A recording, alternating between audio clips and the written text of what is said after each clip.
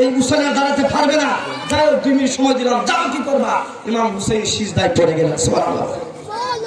ওই ইমাম হুসাইন নামাজের মধ্যে সুবহান রাব্বিয়াল আলা, সুবহান রাব্বিয়াল আলা, সুবহান রাব্বিয়াল আলা বলতে বলতে সীমার তার গর্দান মুবারক থেকে, ঘাড় মুবারক থেকে দেহ মুবারক আলাদা করে ফেললো।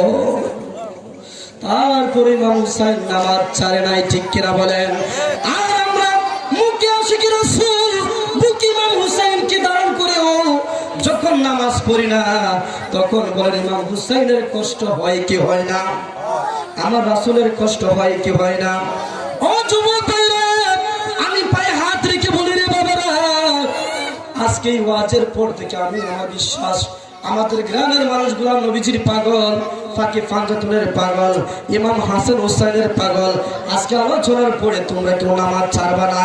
নামাজ কে কে পড়বা দুটি হাত তুলে দেখাই দাও।